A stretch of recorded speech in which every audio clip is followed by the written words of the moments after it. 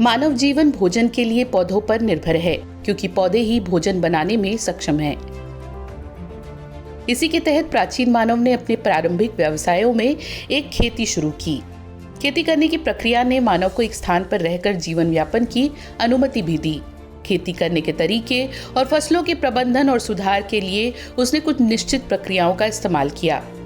खेती करने में अलग अलग प्रोसेस होते हैं। खेत को जोतना, बीज बोना, खरपतवार निकालना और फसल की कटाई, और इनके लिए अलग अलग उपकरण प्रयोग में लाए जाते हैं। उसी में एक उपकरण है हल। खेती को लेकर हल हमेशा से मानव जीवन में एक महत्वपूर्ण भूमिका निभाता आ रहा है। ऐसा माना जाता है कि हल चलाने की शुरुआत लगभग 6000 ईसा पूर्व हुई थी। सबसे प्रारंभिक प्रमाण प्राचीन मेसोपोटामिया से लगभग 4000 ईसा पूर्व का है। हल का सबसे प्रारंभिक रूप मेसोपोटामिया और मिस्र में मिला था। उस समय के हल को अर्ड या स्क्रैच प्लाऊ कहा जाता था।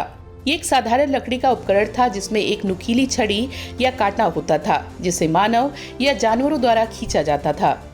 रोमन युग में हल का उपयोग व्यापक रूप से होने लगा और इसे अराट्रम कहा जाता था। यूरोप में सेल्टिक लोगों ने सबसे पहले पहिए वाले हल का उपयोग करना शुरू किया। पहिए वाले हल ने मिट्टी को और अधिक गहराई तक पलटने में मदद की, जिससे खेती की उत्पादकता बढ़ी। खेती में हल के महत्व को देखते हुए 18वीं सदी में हल में महत्वपूर्ण सुधार हुआ जब मोल्ड बोर्ड का आविष्कार हुआ।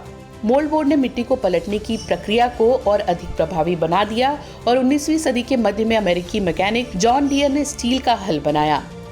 औद्योगिक क्रांति के दौरान भाप इंजन का उपयोग हल खींचने के लिए किया जाने लगा। इसके बाद 20वीं सदी की शुरुआत में ट्रैक्टरों का उपयोग होने लगा, जिसने खेत जोतने की प्रक्रिया को और अधिक कुशल बना दिया। हल का इतिहास और विकास कृषि के विकास के साथ गहराई से जुड़ा है।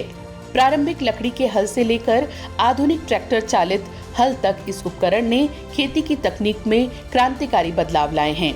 आज भी हल का उपयोग खेत जोतने के लिए किया जाता है, जिससे ये कृषि का एक अनिवार्य हिस्सा बना हुआ है।